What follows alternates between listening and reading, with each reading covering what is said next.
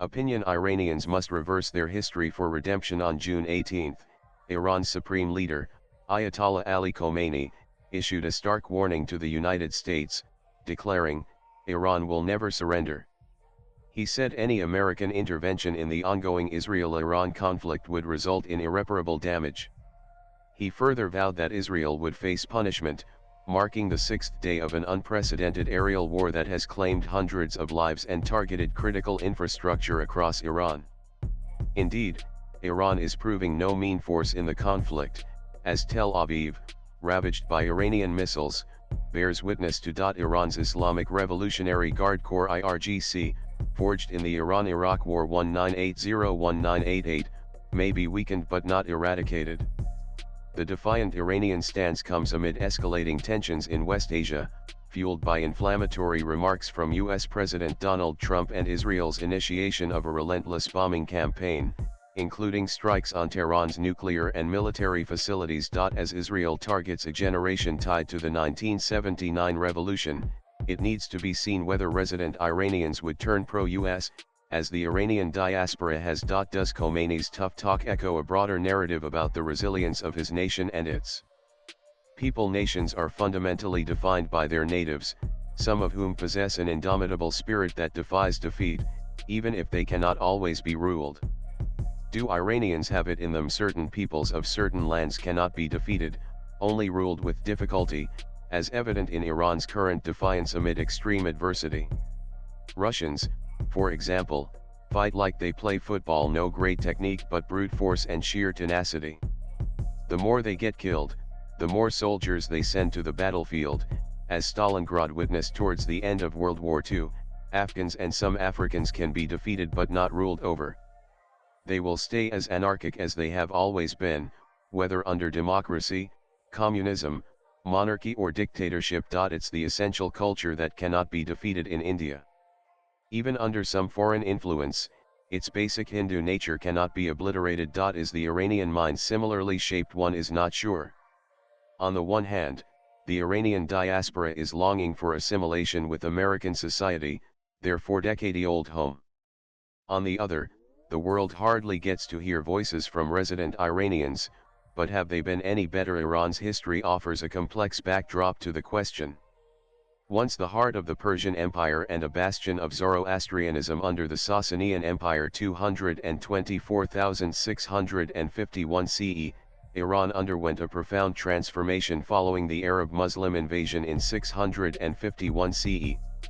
The rise of Islam led to a steep decline in Zoroastrian followers, with their numbers dwindling to between 15,000 and 25,000 by 2012 in a population exceeding 82 million. The imposition of the jizya tax and restrictive dhimma laws under the Abbasids forced many Zoroastrians to convert or flee and seek refuge in India. This historical shift marked the beginning of Iran's transition from Persia to an Islamic identity, a change that was accelerated by foreign influences rather than an organic evolution. The 20th century brought further upheaval. The Pahlavi dynasty, particularly under Mohammad Reza Shah, sought to revive Iran's pre-Islamic heritage, valuing Zoroastrian contributions and enacting reforms to elevate minority status. However, the 1979 Islamic Revolution, led by Khomeini, backed by the CIA, that went to the extent of hiring Saddam Hussein to assassinate the Shah, an attempt that failed, reversed these efforts, establishing a theocratic regime that suppressed secular and pre-Islamic traditions. This revolution saw many Iranians, much like Kashmiri pundits from the Kashmir Valley since the reign of Sikandar Shah Miri alias Butchikan, flee abroad, diluting their cultural practices in diaspora. A contemporary dimension of this identity struggle must be highlighted: the role of U.S. intervention. Recent protests, such as those sparked by Mahsa Amini's death in 2022 over the mandatory hijab law, were amplified by Western media and the Pentagon's propaganda machine as a ploy to undermine Iran's theocracy.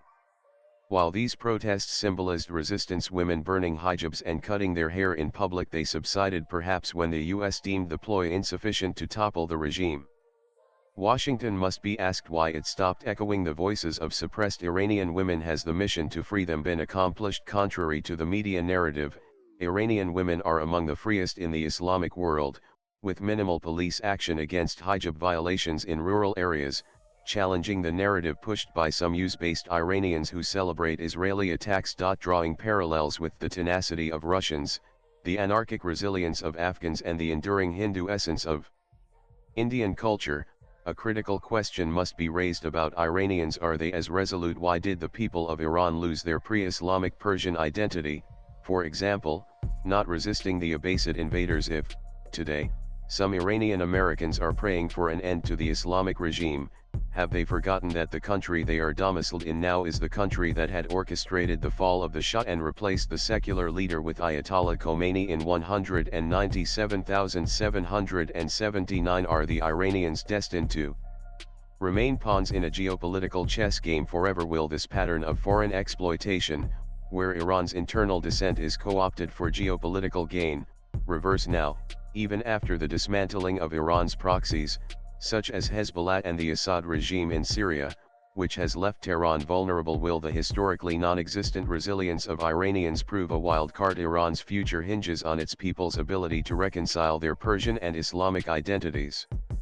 To whatever extent the Mahsa Amini protests were true, external manipulation notwithstanding, it reflected a genuine yearning for freedom, aligning with the broader rejection of theocratic rule. The caveat that must be issued here is that use-backed regime changes warn against external solutions. Look at the pattern of American interventions wherever they succeeded. And the US lost Vietnam, which was, thus, spared the horror. One of the worst students of the respective sociologies of other nations, the Americans have always left a nation-state they interfered in worse off when they left. Iran's liberation, if it comes, must depend on an internal awakening, drawing on its Zoroastrian and Persian roots, much like India's enduring Hindu culture. Speaking from an Indian perspective, neither the continuation of the pro-Pakistan, Islamist Iran that conventionally voted against New Delhi in UN forums on the question of Kashmir, nor a use-backed government that would never let India into the Chabahar port to counterbalance the Sino-Pakistani Gwadar port, is good. Swipe left for next video. As the aerial war rages and Khomeini's words resonate, Iran stands at a crossroads. If its people find resilience that they never did in the past, the world may get back glorious Persia, the people of which were essentially farmers but whose king built roads and ports, the language of which was influenced by fellow Indo-European Sanskrit, the science of which made one wonder how it could turn into an Islamic fundamentalist regime, and the economy of which, supported by King Darius' standardist currency, traded goods with India, China, and the Roman Empire. The author is a senior journalist and writer. Views expressed in the above piece are personal and solely that of the author. They do not necessarily reflect News 18's views. Latest blogs.